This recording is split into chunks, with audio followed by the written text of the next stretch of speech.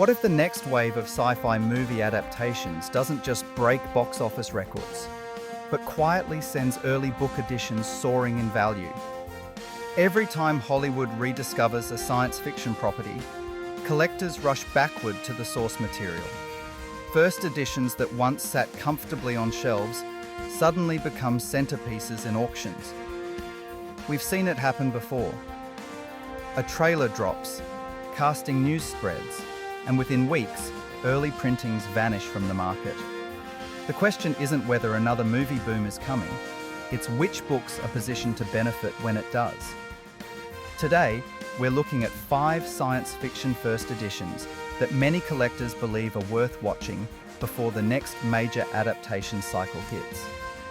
This isn't about hype, it's about identifying properties with cinematic potential, cultural depth, and historical importance that could see renewed attention when studios return to big-budget sci-fi storytelling. Each example reflects a slightly different angle of the genre, from space opera and dystopian survival to philosophical science fiction and hard science realism. When you combine literary legacy with visual potential, you begin to see why certain first editions become prime targets before Hollywood fully reignites interest. The first example is Dune by Frank Herbert. This book has already proven what adaptation momentum can do for first editions. One key point is cultural dominance. Dune is not simply a novel, it's one of the most influential science fiction works ever written, shaping everything from epic world building to political storytelling in futuristic settings. That foundational status means it never truly fades from relevance. A second key factor is cinematic scalability. The vast desert landscapes, interstellar politics, and mythic character arcs translate naturally to film, which makes studios repeatedly return to the property. A third point is scarcity in high condition. Early printings with intact dust jackets are significantly harder to find in collectible shape, especially decades after publication. As demand rises, condition sensitivity becomes more pronounced. A fourth factor is cross-generational appeal. Dune attracts both long-time literary collectors and younger audiences discovering the franchise through film. That overlapping demand base creates resilience in the market. Finally, franchise expansion keeps attention steady. Sequels, streaming series discussions, and spin-offs ensure that Dune remains visible between theatrical releases. The second example is Neuromancer by William Gibson.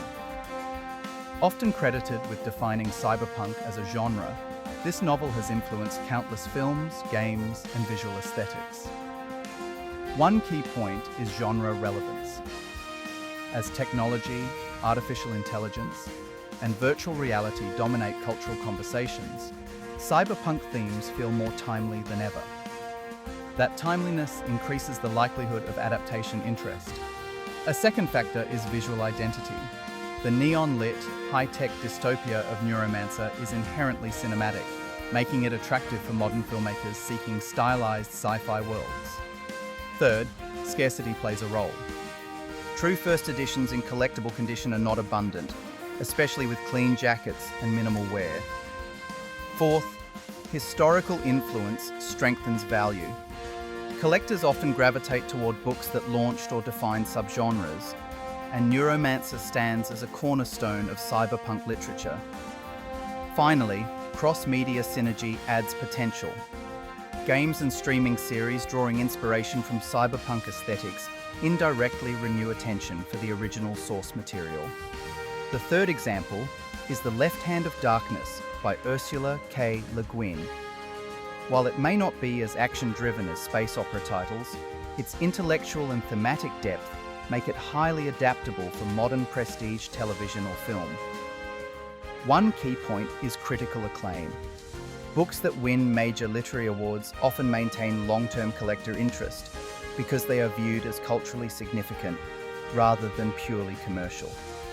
A second factor is social relevance. The novel's exploration of gender and identity aligns with contemporary storytelling trends, increasing adaptation potential in an era focused on complex, character-driven narratives. Third, scarcity again matters. Early printings in strong condition, especially with intact jackets, are far more difficult to acquire than later reprints. Fourth, author's legacy strengthens the book's appeal. Ursula K. Le Guin's reputation as a visionary science fiction author ensures that collectors treat her first editions with respect. Finally, prestige adaptation trends support the case. Studios increasingly seek thoughtful, layered science fiction rather than purely action-oriented spectacles, and this novel fits that direction. The fourth example is Snow Crash by Neal Stephenson. Long before discussions of the metaverse entered mainstream conversation, Snow Crash imagined a digital reality layered over a fragmented society. One key point is thematic foresight. Stories that seem prophetic often experience renewed interest when real-world technology begins to resemble their fictional worlds. A second factor is cinematic energy. Fast-paced storytelling and vivid digital environments lend themselves well to adaptation. Third, market positioning matters. Snow Crash sits at the intersection of cyberpunk and satire, appealing to both serious sci-fi readers and pop culture audiences. Fourth, scarcity and condition again influence potential growth. Early hardcover printings with well-preserved dust jackets are increasingly harder to locate in top collectible shape.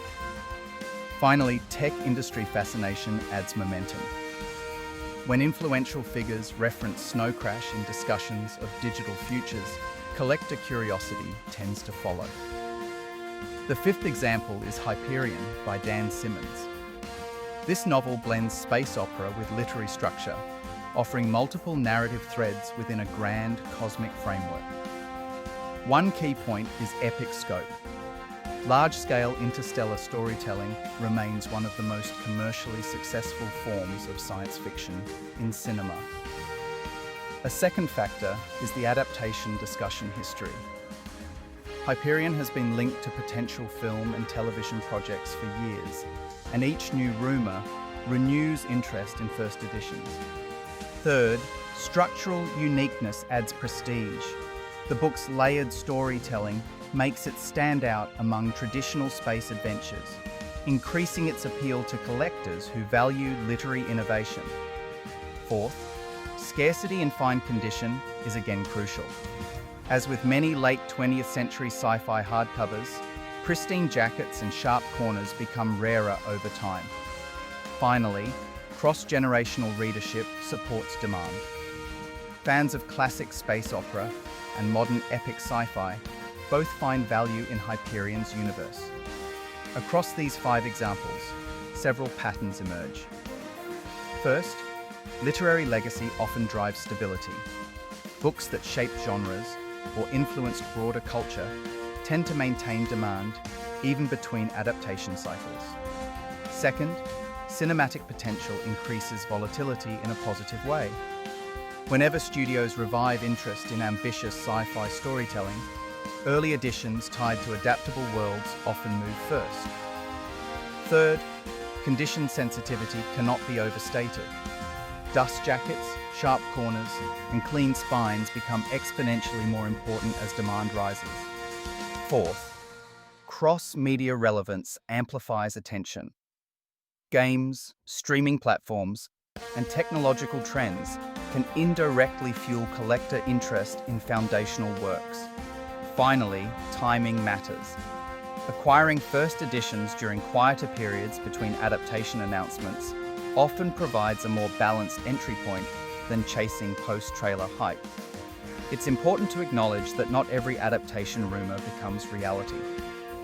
Some projects remain in development for years without materializing.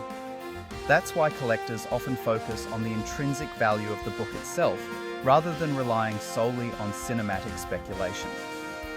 Each of these titles holds literary weight independent of Hollywood. The potential movie boom simply acts as an accelerant rather than the sole foundation of value. The broader trend in entertainment suggests that science fiction will continue dominating big-budget filmmaking and streaming investment. As studios search for established intellectual property with built-in fan bases, classic novels become attractive targets.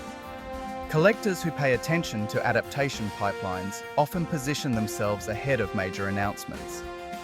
However, patience remains critical.